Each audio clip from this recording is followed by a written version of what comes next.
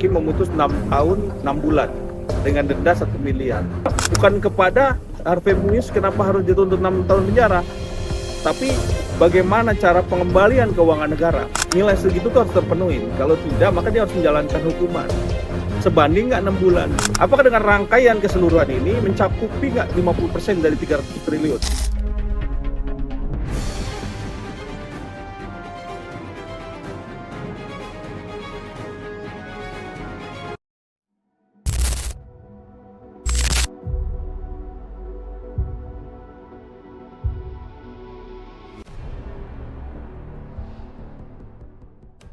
Terkait kemarin yang hasil putusan Harvey Muiz ya, itu diputus kemarin 6,5 tahun dengan isu sebelumnya kan 271T Bang, yang cukup 300. fantastis ya.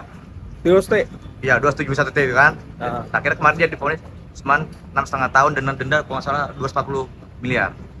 Dari pandang hukum Abang bagaimana Bang? Iya, kalau kita melihat dari besarnya ya, nilai korupsi ya 300 triliun ya, yang sudah beredar di masyarakat. Tentunya kita melihat di sini hasil daripada sita Harvey Muiz yang sekarang ini udah diputus, dan dari pengadilan kemarin tentunya hakim memutus 6 tahun 6 bulan dengan denda 1 miliar. Bahkan juga menyita asetnya daripada Harvey Muiz ini 210 miliar. Apakah itu sudah terpenuhi dari nilai 300 triliun? Ya kan? Dua orang yang sudah ada tuntutan, yang satu sudah ada tuntutan, yang satu lagi sudah putusan. Tentunya kalau kita lihat di sini 14 orang yang sudah ditahan, sisanya ini apakah sudah mencukupi dengan nilai 300 triliun? Bahkan kalau saya lihat nggak usah 100%, ya 50%-nya apakah sudah terpenuhi, itu yang terpenting. Berarti kurang relevan banget dengan tanggal itu dan denda segitu dengan korupsi yang dia dilakukan pada saat itu ya.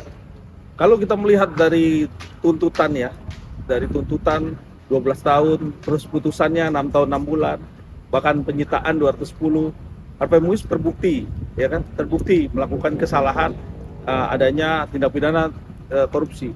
Tapi apakah dia pelaku utama? Kan belum, bukan. Nah, tentunya di sini menjadi PR penting juga buat Kejaksaan Agung. Karena 14 orang ini harus ada orang yang namanya pelaku utama, yang nilainya pasti lebih fantastis. Ya karena 210 miliar tidak sebanding dengan dari 300T.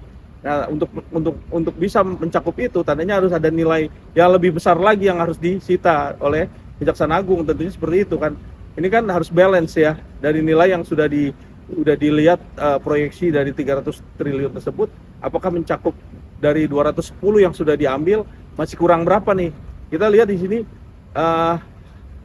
ini nggak efektif nggak dengan apa yang sudah dilihat itu, berapa nilainya kan seperti itu. Ini kalau ada 16 orang, harusnya dari bawah dulu kan, 6 tahun 6 bulan. Helena Lim berapa tahun? Nah, terus berlanjut sampai ke 6 sampai titik di 16 orang. Dananya nih udah 1, 2 sampai ke 3, 4, 5 sampai 16 orang. Dan tentunya itu yang harus diproyeksi karena ini adanya suatu keterkaitan antara satu dengan yang lainnya kan. Nah, untuk nilainya itu tentunya Kejaksaan Agung juga bisa lihat nih, memproyeksi kalau Harvey Muiz kena terbukti 6 tahun 6 bulan, Helena Lim karena dia 8 tahun tuntutan menjadi putusannya misalnya 5 tahun, ya tentunya ada lagi ini yang lain. Nah, ini kan bisa kelihatan nih, apakah dengan rangkaian keseluruhan ini mencakupi nggak 50% dari 300 triliun? Itu poinnya. Sebenarnya bukan kepada Harvey Muiz kenapa harus dituntut 6 tahun penjara, tapi bagaimana cara pengembalian keuangan negara. Itu yang terpenting. Karena nilainya kan cukup fantastis nih. Ini sangat penting sekali buat menambah menambah dan menstabilkan perekonomian negara yang sekarang ini lagi butuh uang kan, seperti itu. Kita melihat dari keadilan seseorang di dalam proses penuntutan terus sampai putusan, ini kan menjadi kewenangan hakim. Hakim mempunyai kewenangan ya untuk bisa memutuskan seorang ini bersalah dan dituntut berapa tahun.